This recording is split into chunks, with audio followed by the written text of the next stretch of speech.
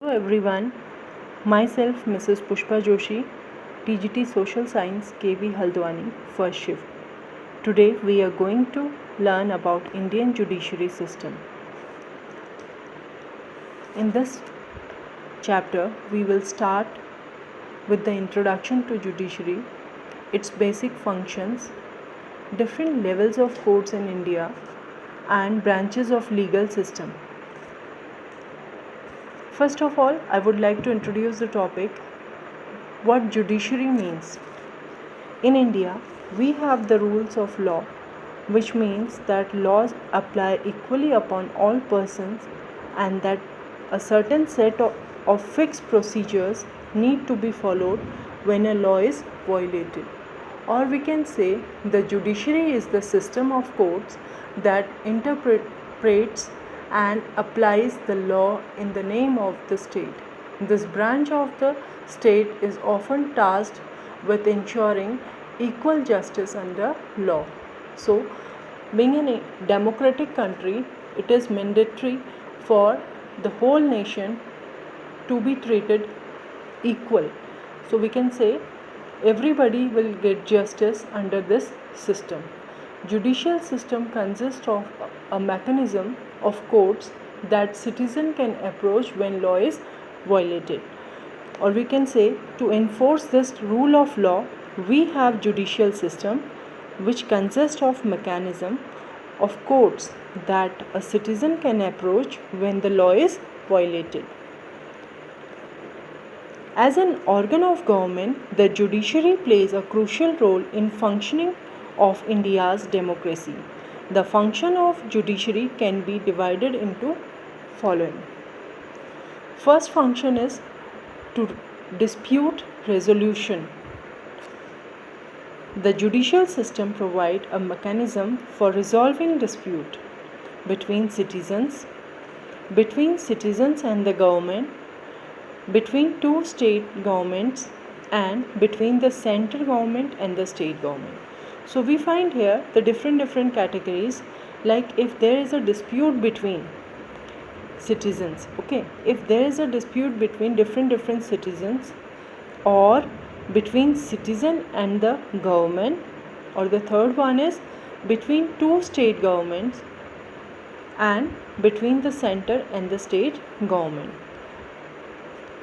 So the judiciary system resolves the dispute in these criteria. Next, it gives judicial review. The judiciary has the power to modify or cancel a particular law passed by the parliament if it believes that it is a violation of the basic structure of the constitution. So this is also under judicial review, that judiciary has the power to modify or to cancel a particular law passed by the parliament to protect the basic structure of constitution. Next comes upholding the law and enforcing fundamental rights. Upholding the law and enforcing fundamental rights means every citizen of India can approach the Supreme Court, which is the apex court, or we can say which is the highest court in the country, or the High Court if they believe that their fundamental rights have been violated.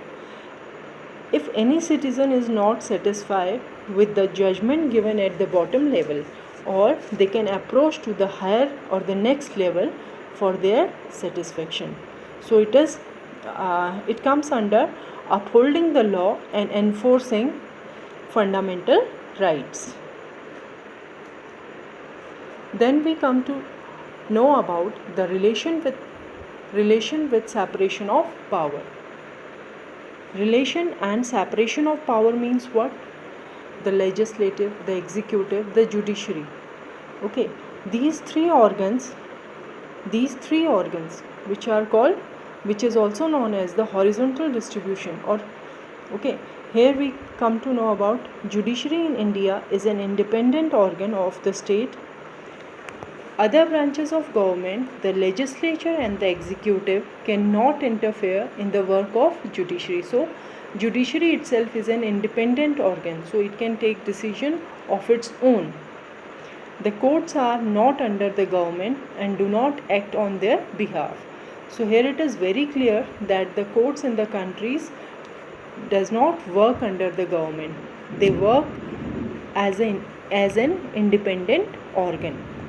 They have their own jurisdiction. Next, the legislature and the executive cannot interfere in the appointment of the judges of the High Court and the Supreme Court. It means legislature, lawmaking body, executive, which executes these laws. They cannot interfere in the appointment of the judges of High Court and Supreme Court. Once appointed to this office, it is also very difficult to remove judges. So, relation and separation of powers. Under the doctrine of separation of power, the judiciary does not make law or enforce law, but rather interprets law and applies it to the facts of each case. So they have their own area of jurisdiction, they have their own power. Next it is, we have to understand there are different or various levels of judiciary in India, or we can say different types of courts. First is Supreme Court, second High Court, and next one is District Court. As already I have told you, Supreme Court, which is called the apex court at the top, okay, which was established on 26 January 1950.